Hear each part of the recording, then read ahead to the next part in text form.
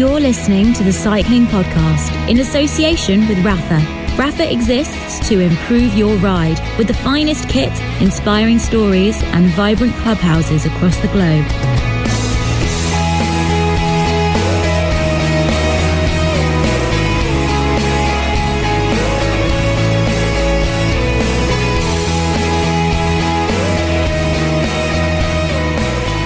Hello, my name's Richard Moore. I'm with Lionel Birnie. Hello, Richard. Bit of an odd one this week, isn't it, Lionel? Very, very. I mean, this is the off-season, isn't it? I hope we get away with this. Well, people are listening for free. I mean, they can always stop listening now or carry on listening. Yeah, if you don't want to listen anymore, press stop now. Go and listen to something else. But we're recording this intro after recording the podcast. Now, it was a meeting with Jonathan Vaughters of EF Education First, presented by Drapac, powered by Cannondale. I think something that's like cool. Anyway, we obviously spoke to him about what's gone on with his team and its last-minute rescue and the new sponsor. I was very interested to hear about the new sponsor and why they're sponsoring a cycling team, what they want out of it. So that's all very interesting. Now, Jonathan had his wife, Ashley, with him. Lovely Ashley, who's a wine expert, I think we can say, certainly. Well, she knows a lot more about wine than we do. I know that doesn't make her an expert. No, that's true. I'm damning with faint praise a little bit there, but we'll hear, won't we, exactly what her wine credentials are. My wine knowledge extends to identifying wines by colour and price. I'm being slightly facetious. You know your wine, Lionel.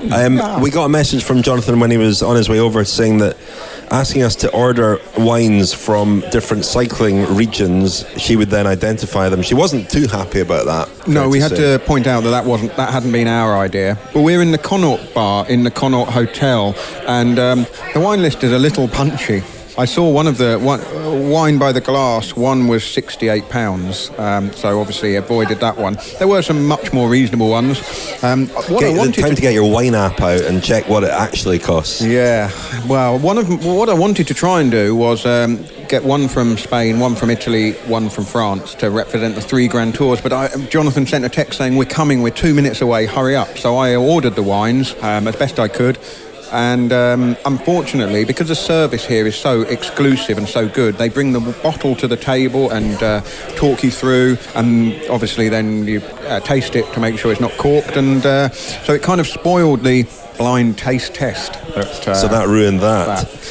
But the other thing that we were preoccupied by and distracted by a little bit was the presence of John Kerry, who is a former Secretary of State, a keen cyclist, somebody who was at the Tour de France this year with the team and who helped them try and find a new sponsor. And he is staying here, and we were sort of awaiting his appearance with the promise of getting him on the podcast. That didn't quite happen in the end, although he did come and chat to us. He did come and chat to us, and I think he possibly wanted to check out who we were. We weren't just a couple of jokers. Obviously, we are a couple of jokers. If we hadn't been, he might have appeared on the podcast. But we explained about the cycling podcast and explained that we're sponsored by Rapha, and he said, really lovely stuff. Big fan of Rapha, John Kerry. I don't know whether that's breaching a confidence, is it? But he did actually say that. I'm not making it up. He's got his own bike brand that he's been developing. Rollo. Do you love anybody enough to give them your last Rollo? And we hope to talk to him. I've particularly wanted to ask him whether he was aware of the Tour de Trump, the stage race, the big stage race in the late 80s, early 90s that bore the name of the current president, Donald Trump. I would have been fascinated to know what John Kerry thought of Donald Trump's old bike race. I think we can probably guess what he thinks of Donald Trump. But I was keen to ask him about his cycling, but we didn't. So we're kind of building up an interview that didn't happen here. We were explaining what happened in the little chat we had with the 2-minute chat we had with John Kerry. We've lined him up for a future episode. I think he said he wants to come to the Tour de France next year, and I'm sure we'll be if not first in the queue, certainly in the queue to talk to Mr. Kerry then. Yeah. Well, without further ado, shall we hear from Jonathan Vaughters, who is the person we were, after all, here to see. Here's Jonathan Vaughters and Ashley Vaughters.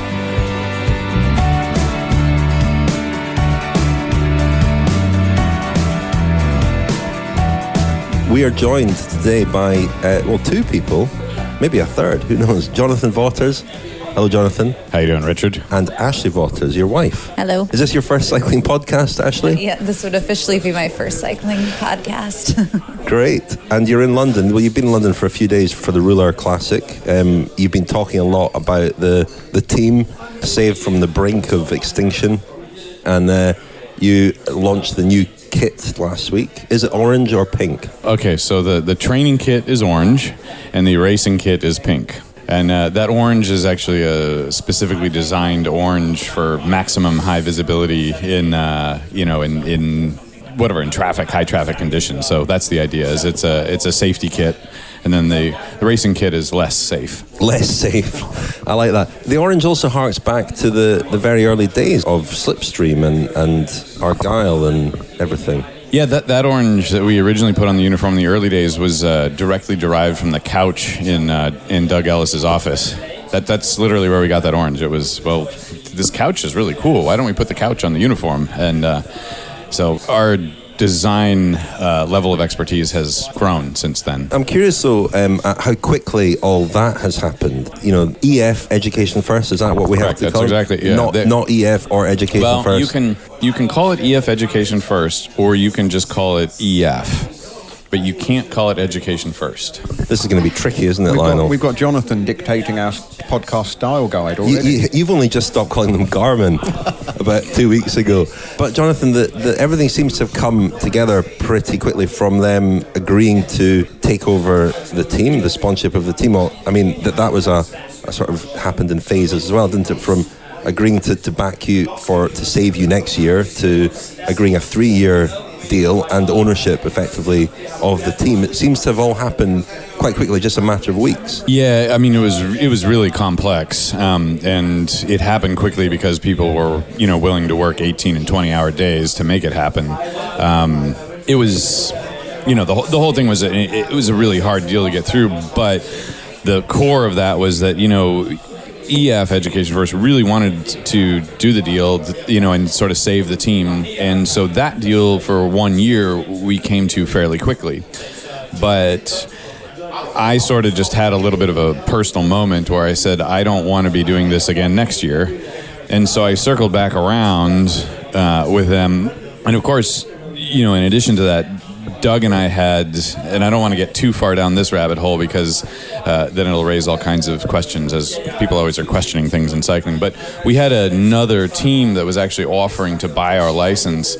And so since we had that capacity to just sort of like almost sell the team to a different entity and then just walk away and say, okay, everyone's jobs are saved and we're out, and and that's it. We said, okay, we have a reason to go back to EF and say, listen, this can't just be 1 year. And so we went back to them and said, this has got to be 3 years. And basically they said, and nine times out of 10, when you go back on a deal like that, you ruin the deal, and they just walk because they're just like, you can't renegotiate this after the fact. And in this case, they said, okay, we're listening, but we want to know what your organization is all about behind the scenes. So they came and they went through our books at the offices and so on and so forth, and then they came back to us and said, here's the deal. We understand this is an extremely unstable revenue. We can see how you guys have sort of pieced this together through the years. We're willing to do a much longer term commitment, but we need to own the team. We need to own the team, not just sponsor the team, because we need to have sort of control over this craziness.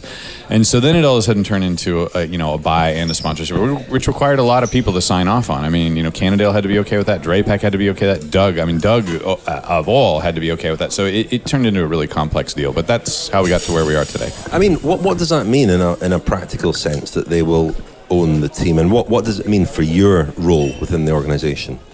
We had dinner with the chairman last night, Philip Holt. He lives in London.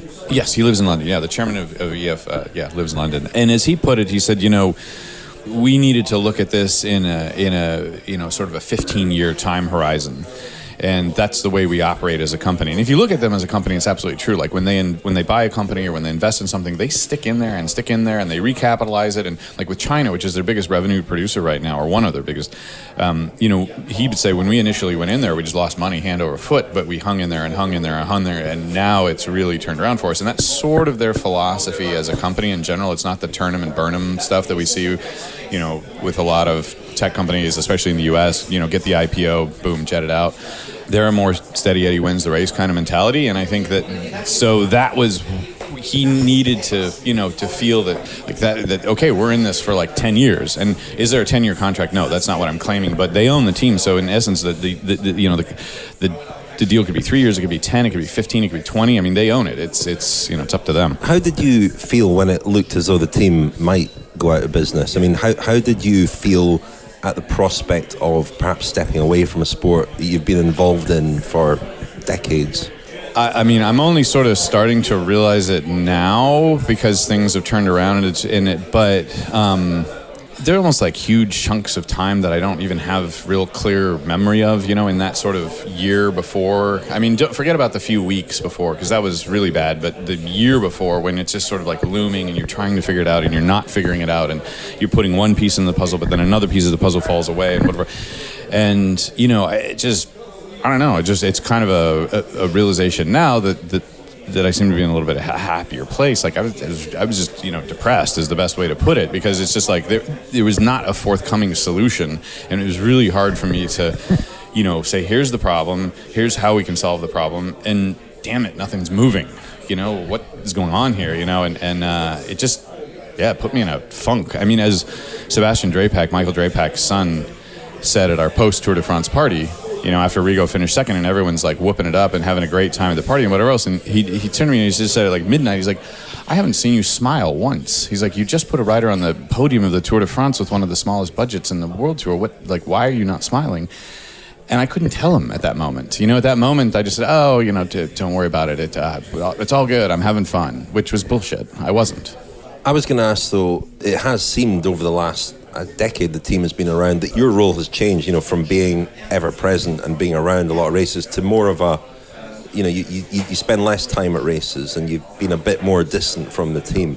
Was that an impression you had as well? And you've got other interests and other things going on as well, obviously, but have you felt less involved with the team, or has it always been the central thing? Well, I mean, at the end of the day, my biggest job for the last 18 months, 2 years really, has been keeping the team funded. I mean, listen, we could have fallen apart had Drapac not come in when he did. So there's been these multiple steps where, like, exterior, from your perspective, it probably looks sort of like seamless transitions and new sponsors coming in and so on and so forth. From my perspective, it's always there have been multiple times we've been coming within weeks of not being able to, like, move forward. And so my job has been to stay focused on that side of it, on the business side of it. And I don't even like, it's like sponsorship sales isn't something I love, but it's just, that's been so critical that essentially I kind of have to be available 24/7, 365 for that. And going to races, I mean, believe me, I love going to races. It's much more fun for me going to races than sitting around and just praying that somebody in an office in New York is going to call me back. That's no fun. But going to races is a lot of fun, but I just haven't been able to do that. Nevertheless, has this, and especially the response from people to the crisis, the crowdfunding, all that, do you feel that's kind of reinvigorated your enthusiasm for it? Absolutely. I didn't really know that people cared so much about the team. For the last few years, as you guys would be intimately familiar with, I read a lot of negative stuff on social media and a lot of nasty, very personal attacks on me, and just sort of a constant, vitriol directed right at me. And I thought, nobody likes us. Nobody likes me. Nobody likes us. Nobody, that's sort of where my head was at in a lot of ways before all of this. And then this made me realize, wait a minute. I mean, okay, I don't know if I'm allowed to say his name on air, but, Digger even wrote on Twitter, like, good luck, JV. Hope the team serves, something along those lines, which was, wait, well, what? Who? Really? So it totally changed my attitude toward the whole thing. I mean, the amount of money we raised in crowdfunding, the amount of support we got, the amount of positive media that came out of it, it was unbelievable. It was okay, wow, people really care about this team. I don't know, maybe that's the reason they're always pissed off with us, is that they really care about us. So what happens with the crowdfunding money now that the EF Education First have come in and actually effectively taken over ownership of the team. Have you seen the new McLaren model? Well, some of That's it's the one waiting outside, is it? I've got to say, some of it's going on this wine. So Exactly. Now, all of that money is going into two aspects: sports science, insider program, and then also basically sort of career transition athlete education, which is something that Michael Drapac is immensely passionate about, and. It's helping athletes become whole human beings so that when they retire from cycling, they can move into a different job, and that there's not this like horrible emotional and workforce transition. So that's where the funding is going. And listen, that feeds into the anti-doping effort. If there's less pressure about the your money making time in your life, it kind of pulls back the pressure as it adds to the anti-doping effort. So that's where we're putting the funds. In two areas that I feel like were needed. And the interesting thing is we actually asked a lot of people, do you want us to give this back? And the overwhelming response was, no, use it to make the team better. We don't want it back. So, again, very flattering. How much was raised in the end? Well, with the matching, it was over $1 million. Well over $1 million. Quite incredible. It's such an intriguing sponsor, such an unusual sponsor. And a lot of people have remarked on how, professional cyclists a lot of them are good ambassadors for speaking foreign languages, which I guess is one thought that comes immediately to mind.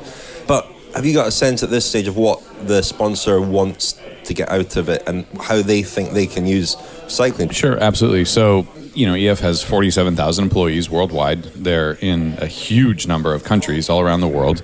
Obviously, their biggest business is teaching English around the world, a lot in China, a lot in Europe. They also teach a bunch of other languages. They also have an education travel business. They've got a lot of really fascinating business. But they're a very sort of per dollar of revenue, they need a lot of employees. They need a lot of people to move things. So internal morale and recruitment internationally is something that's really crucial for them. So developing like a center point branding effort to sort of do something cool, interesting, fun, forward-looking, athletic, able to bring in younger employees, The second part of it is just pure branding. Did you guys know who EF was before? No. So it's a huge company that just kind of goes below the radar, and they've always been incredibly successful with just direct sales. But they've gotten to the point in their growth where they're saying, okay, we need to actually develop a brand. We need to be known who we are. We need to make a splash, because that's sort of the next step for us to really capitalize on our direct sales efforts. So it's those two things. It's basically three things: employee recruitment, employee morale, and then just straight up branding, like good old-fashioned branding, which is great. I mean, speaking to Joe Dombrowski a couple of weeks ago, he was curious as to the comings and goings within the team. He wondered whether the likes of Sasha Modolo, who I understand doesn't speak any English, whether there was some thinking behind some of the recruitment of riders with regard to what the company does, and whether the riders would be used in some way by EF Education First to, as I say, role models for what they do. But also, is that an aspect of it at all, or is that? I didn't recruit that way at all. No. So yeah, you're not recruiting case studies. No, I'm not recruiting case studies. We, we recruited based on obviously we were very late to market, and we lost a lot of guys, but we recruited based on who we thought would fit and who was available. And, we had to rework the team. We're kind of a sprinter team next year. Listen, my personal opinion is that Sasha Modolo is a massively underrated, sprinter for like Milan-San Remo and some of the, he's a hilly, almost like Blasinagan kind of, guy that's really strong, and he can sprint as well. He's massively underrated, hasn't had great team support, is finally in a position where he's going to have great team support. And then Dan McClay, I feel like Dan is like the next great sprinter that has had zero team support. Now, he had a bit of an off year this year, but in 2016, he was running Cavendish and Kittle like really close. So we recruited accordingly to that, bringing on Matty Breschel, and some other guys that can really do an appropriate lead out. So, we had to shift the tack of the team entirely. And it was just based on, what can we do based on the situation that we have? And so it's kind of like the team's gone from, a bunch of fresh-faced kids like Davide Formolo and Alberto Bettio, which I love. Those guys are massively talented, and I think that we did a great job developing over the 3 and some odd years that we had them. But, now our team it's a different feel. We're no longer going to be the youngest team in the World Tour. We just got guys that are, they're out there to get it done. And win some races. The anti-doping philosophy that has been really important to the team right from the start, and was sort of almost the raison d'etre at the beginning of the team, it seemed, when you first came to Europe, especially. I presume that was something that EF Education First were very keen to look into and establish was still very important to the team, because I guess for a lot of people it's maybe become a bit less visible over the years. It's just become assumed rather than explicitly stated. Yeah, and that's absolutely true. I mean, that's the core, to our philosophy, our mentality, our ethos. That's 100% there. That is one of the reasons that they came in as a sponsor. Absolutely. Interestingly, Philip Holt, the chairman of EF, he's intimately familiar of sort of all of the goings on, of what I've said, what I did, so on and so forth, and he views it as a sort of a philosophy that's very much in parallel sync with their company philosophy, and that's great to hear. Like we don't have to put into place some whatever policy that you can't actually enact or whatever else. We can actually just do what is pragmatically the best for the athletes and the organizations in terms of anti-doping, and just execute on, like I said, what is pragmatically best for that. The Cycling Podcast is supported by Science in Sport. Science in Sport. Fueled by science. Thank you very much indeed to Science and Sport for sponsoring the Cycling Podcast. You can still get 20% off your Science and Sport products at scienceandsport.com with the code CPAUG20 at the checkout. So get your 20% off there. We have a few things coming up, don't we, Lionel? We've got, in a couple of weeks, we've got a show at the Arts Theatre in London, sold out. Well, not unfortunately. Fortunately, it's sold out. And thank you very much to everybody who's coming there. 350 of you. Our biggest event to date. Daunting. Have you lost the ability to speak?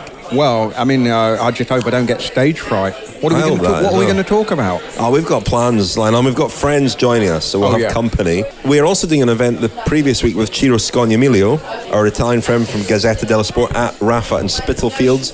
That was also, the tickets had all gone, but I gather one or two may be available again. So have a check on the Rapha website and see if you can get tickets to an evening with Ciro Scognamiglio. We will be recording that and releasing it as a podcast. So if you can't make it along, you will hear it. A lot of you have asked whether we're recording our event at the Arts Theatre. Sadly, we're unable to do that. So apologies for that. But we will be doing events in the new year, and we'll be announcing details of them very soon, and they'll be throughout the country. So stay tuned. We're going to announce that very, very soon in the next couple of weeks. It's a tour of Britain, but there's some big old transfers, isn't there? I mean, it wouldn't be a tour of Britain without big transfers, would it? True. True. Oh, dear. Sorry, Mick Bennett, if you're listening. Anyway, back to Jonathan.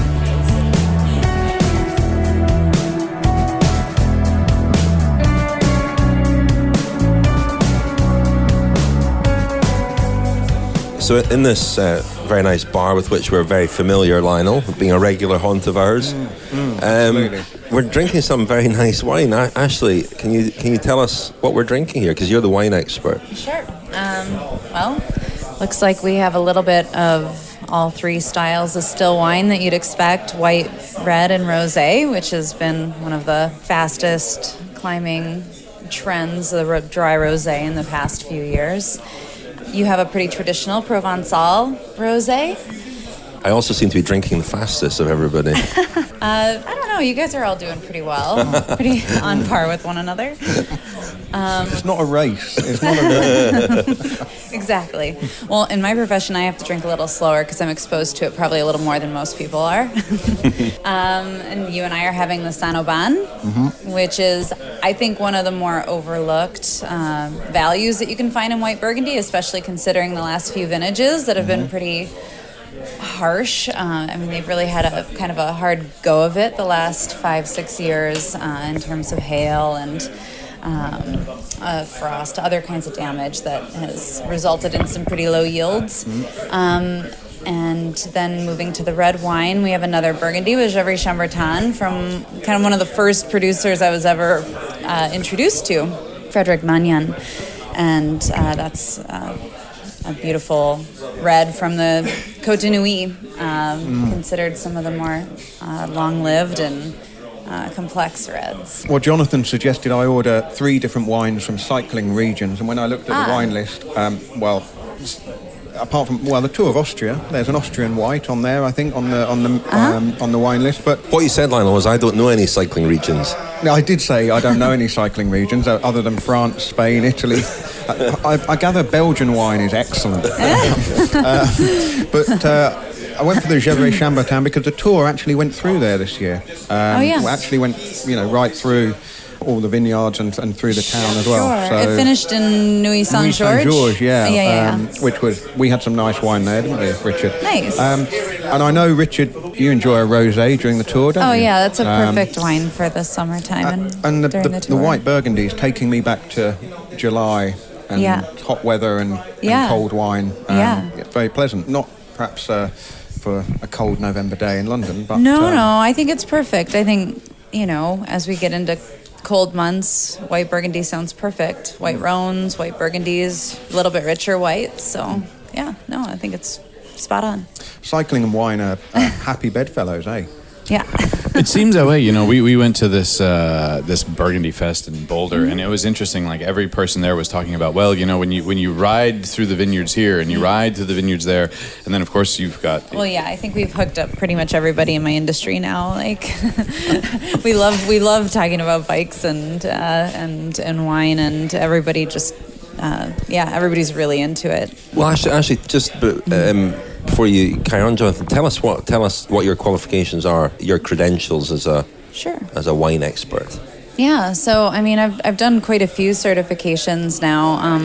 I went through level 2 through the Court of Master Sommelier, so certified sommelier. I did the Society of Wine Educators a degree, and then I really launched into the Wine and Spirit Education Trust in order to do what I needed with the diploma in order to apply for the Institute of Master of Wine, which I just completed. So that's why I'm here in London, is to receive my certification at Vintners Hall tomorrow for the Master of Wine. So I'm going to brag for a second here on this. So just to be clear, so there are around 360 Masters of Wine in the world. Generally speaking, the whole process takes around 8 years to complete, and the pass rate is from start to finish? I don't know. I'm not sure. It's not an easy degree, for sure. One thing I wanted to ask, Ashley, was cycling is a very traditional world in Europe, and perhaps not now, but when Jonathan first came over to Europe, Americans still were seen as outsiders in a traditional world. Has it been similar in the wine world, or is it changed in the time you've been involved? Or the Europeans, I'm imagining, think that European wine is, still the best. I see what you're asking. Yeah. I don't know. It depends on who you're talking to. If you're in France and you are in Cannondale-Drapac in the southern Rhone, you're not really going to drink anything other than Cannondale-Drapac. It's not even just this idea that European wine is better than American wine. It's the wine from my village is what I drink. I would say that in my experience, Americans have taken it to a hobbyist level that you don't always find just with a lot of Europeans, unless you're in the trade, for sure. Honestly, when I have a lot of winemakers come over to visit our market, because I work on the importing side of the business and distribution, that's all they want to drink is American wine. They're fascinated by it. They love how many options we have. You're going to find so many diverse options around the world, and that's actually really exciting for people that aren't, if you go to France, you're going to go to a grocery store, you're not going to see much other than French wine. And so, no, I think that there's a human curiosity for everything. And, since modern winemaking, really since the advent of stainless steel, temperature control, the last 30, 40 years have brought on the best quality wines we've ever seen. And so we can taste South African wines. We can taste South American wines and be incredibly pleased. And how does the 2018 tour look for wine? I haven't seen the map yet. It doesn't hit so many wine regions, but in France, you're going through it all. Unfortunately, it doesn't go up the Ventoux, so that's always a sad day. We would probably have to. That's a whole separate thing where we'd have to match up sort of like each stage and see, because Ashley's so much more familiar with these sort of small wine growing regions that aren't well known. But the big ones, the tour doesn't do Bordeaux, it doesn't do Burgundy, and it doesn't do Châteauneuf-du-Pape. this year, but I'm sure there's a million other ones that I'm not thinking of. Anyway, I was just going to say there are only 360 masters of wine in the world, and she has become one of them, which is, an incredible honor, which is actually why I'm in London. I did the Ruler thing on the kit launch as sort of a byproduct of wanting to, be with her as, she becomes one of the very, very, very, very, very few wine professionals that has actually been able to work her way through this process. So while you were away, she was saying what a good cyclist you were. So actually, are you a cycling fan as well? And do you, I'm a cycling fan. Still? Sounded like no, that was a lot of people ask me if I am almost. a cyclist, and I am not a cyclist. But I do love watching the races and following, especially his guys, and watching them grow and flourish. I love watching Jonathan coach a couple of them individually and to see them improve. And I think the business of cycling is fascinating, and there is a lot of overlap in terms of, you wouldn't think so, but there actually is a lot of overlap in terms of the dynamics, the inner dynamics, the community. Ashley mentioned that the coaching, Jonathan, and I said earlier how you'd appeared to not be as visible, not be as around the team, but this is something you've started the last couple of years, and I guess that keeps a day-to-day involvement with a lot of the riders. How many of the riders on the team are you coaching now? Yeah, 6. It fluctuates up and down a little bit, but right now I'm coaching 6 of the guys, and which has been immensely rewarding and a lot of fun. Who can you name them? We know Joe's one. Dylan Van Barle was one, but he was gone. One. Yeah. I know. Sadly, still going to coach him at Team Sky. Suddenly massive training load for Dylan next year. Yeah, I'll wait to reveal who the 6 are until next year. Do you feel? There must be quite a pressure when you're their boss and also their coach. It's a weird dynamic. It's especially when it comes around to contract time.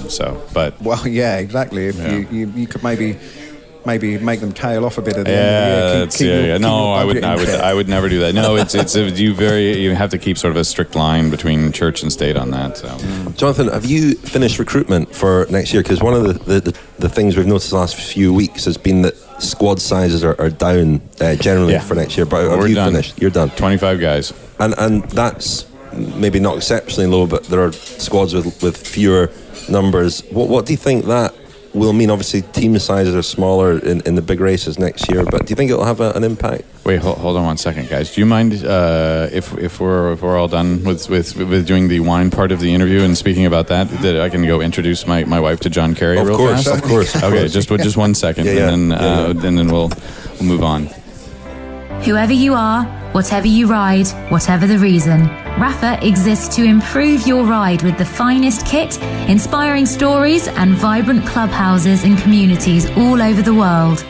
Yeah, John Kerry, it was rumoured or reported that he was helping. It was actually on the podcast you said this. He was helping with the search for a new sponsor. Was he quite important in that? He, for lack of a better word, busted his balls to help us out. The EF connection was not directly through him, but he was out there pounding the streets. I mean, it was, I joked it quite a bit with Doug Ellis at the time that, we had a new member of our Salesforce team, and that was John Kerry. I mean, he really went out there and rattled some cages to try to get something to shake free. Going back to the question about team sizes, is this something you expected with the team sizes in big races? Yeah, I mean, obviously, if the big races are going to reduce by one rider, the teams are going to reduce their team size too. I mean, it just follows logic. I've often said, I think we discussed this last year when you were over and we did our Future of Cycling event, that to me, squads have seemed too bloated, but the calendar also is too bloated. Are you generally in favour of it streamlining both the calendar and the squad? I mean, listen, I mean, from a business perspective of running a team, it's a great thing, smaller. I mean, listen, it reduces the pressure of how many teams the Grand Tours can invite, because they can invite a few more. It reduces the peloton size potentially. It reduces the cost of our team. It reduces the overhead. There's a lot of upsides. It makes the races more unpredictable. Theoretically, it reduces the dominance of the larger budget teams. I'm not sure that'll work out, but we'll see. There's all kinds of positives, right? But to revert back to my days as a rider, I don't understand whether the riders' union was actually consulted about this. I don't have view into that, and it seems a little bit odd. And then the second part that hurts, whatever, my bleeding heart a little bit, is that, that 9th guy in a Grand Tour, that 8th guy in Paris-Nice roster, whatever, when you're selecting your rosters, those guys are on, a lot of times sort of somebody that's on the bubble, somebody needing a second chance, a really young rider, that's coming up. And so all of a sudden, as you reduce team sizes, it becomes more and more just top guys go to top races. That's it. And the 22-year-old that gets to do his first Grand Tour, or whatever else, that starts to dissipate out the back. Yeah, it's interesting. We're a year on from when we were trying to get a handle on how the sport might remodel itself or evolve over time. But you're absolutely right. There almost needs to be a kind of a tiered system within the safety of the World Tour where you can develop riders and have development spots in races, maybe not in the Tour de France or the Giro maybe, or the Tour of Flanders, but in other races, kind of almost like a mandatory development, where the riders are almost categorised and you have to pick your guys for. So these are our leaders, these are our workers, and these are our development riders. Yeah, I mean, if you're going to start making team sizes smaller, then that needs to start happening, like a very, it's almost like more strictly tiered system, and that, pro teams are allowed to operate. Like, imagine if Grand Tours are 6 riders or whatever, okay, fine, then I can operate on an 18-rider roster, maybe even smaller. But then you need to sort of almost like oblige the World Tour teams to also be carrying a Continental team, so that I mean, that's the way I think about it anyway. Any thoughts, Jonathan, on the new UCI president? How well do you know him? Have you spoken to him? I really don't know him at all. I've voiced my concerns that he seems to be very aligned with ASO.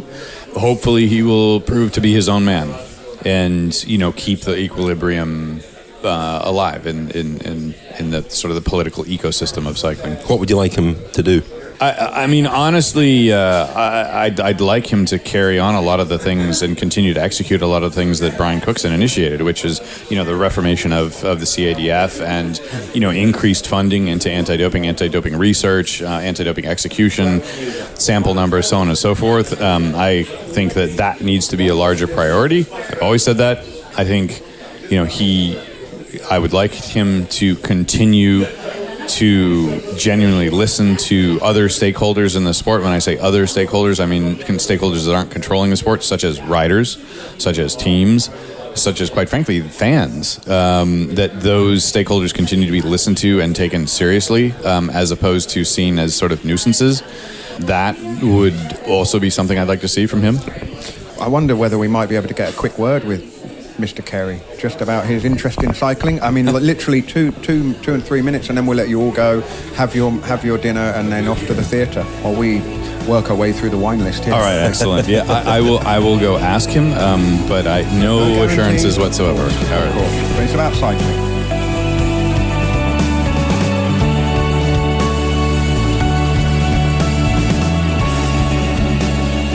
Well, we kind of ended there, Lionel, tantalisingly setting up an interview with John Kerry. Yeah, unfortunately it didn't happen, but that's the way things go, isn't it? You win some, you lose some. A bit like bike racing. Yep, we'll get him. Yeah. We'll get him. Yeah. But interesting, particularly to hear about, as I mentioned at the start, the new sponsor and what they're looking to get out of their association with a bike team. I like you, I wasn't familiar with the company. It's always surprising when you hear a company that you're not familiar with, just the size of it. Amazing. Yeah, and really, when you think about how close to losing the team Jonathan Vaughters was, it's interesting that the saviour came from an area that you really wouldn't have associated with cycling. Possibly positive ramifications for the rest of the sport, really, because it can't just survive on sponsors that are just solely linked to cycling, bike equipment and so on. It needs to branch out, broaden out, and bring in money from other walks of life, I guess. Or just solely using riders as billboards, which is another interesting aspect. Not the first to use it as an internal communications tool. CSC did that, of course, and other big companies do that. Sky do that a lot, but it's a good story. I mean, their involvement with cycling is a good story, and we look forward to telling that. I wonder if the security that they now have for 3 years at least will mean that we see Jonathan at more bike races. Because I feel, I didn't put this to him because he was looking over his shoulder for John Kerry, but that team has struggled, and they had a great sort of second half of the season, started to click for them around May at the Giro.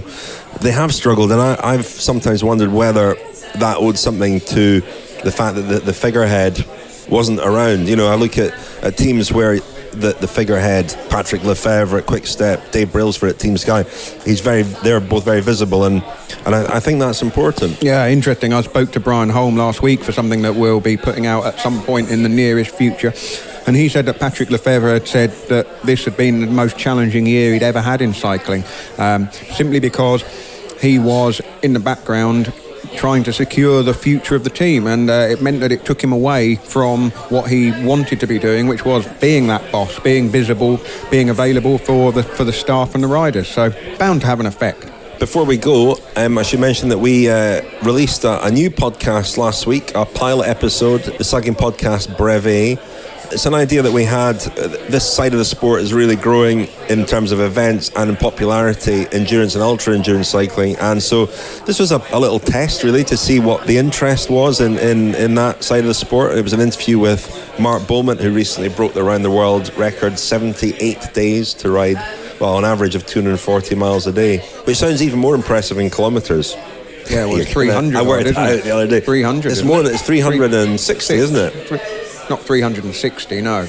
Is it? We're keeping all this in. Hang on, let me think. Let me work this out. No, it's about. Hang on. 100 miles is 160 kilometres. Yeah. Oh, so 200 miles is 320 kilometres, plus another 40 miles. Which is miles. About 25 kilometres. This is awful. What was wrong with that wine that we had earlier? There's only one glass. Oh God, it's 40 miles is about 60 kilometres. So I think the listeners are ahead of us here. So 380 kilometres. 380 kilometres a day. Roughly. I mean, I couldn't even do that in one day, and nor could you. I definitely couldn't. No. Anyway, that was a wonderful little glimpse into our brains trying to add things up. This time last year we did a podcast that we called the Off-Season Ramble. This is rapidly becoming the Off-Season Shamble. Let's do an Off-Season Ramble again soon. We should do. We do have other unusual ones coming up. We've got a conversation between Ned Boulting and Orla Shinawee, which is really good. Touches on a lot of their shared interest in terms of the broadcast side of the sport, which is really good. So that's coming up soon, and the conversation with Chiro will come out one week, and other things. We've got one more special to come on Team Sunweb. Daniel's doing that. It'll come out soon for friends of the podcast. You can still become a friend at thecyclingpodcast.com, and if you want more coherent podcasts than this one, there's a lot there behind our paywall. So do become a friend at thecyclingpodcast.com for £10, and soon we'll be launching our 2018 package. Stay tuned for that. In the meantime, Lionel, we should get out of here before we're kicked thrown out. Yeah. Well, we ought to pay our bill first. So please do sign up as a friend of the podcast at thecyclingpodcast.com. Thank you very much. Thank you, Lionel. Thank you, Richard.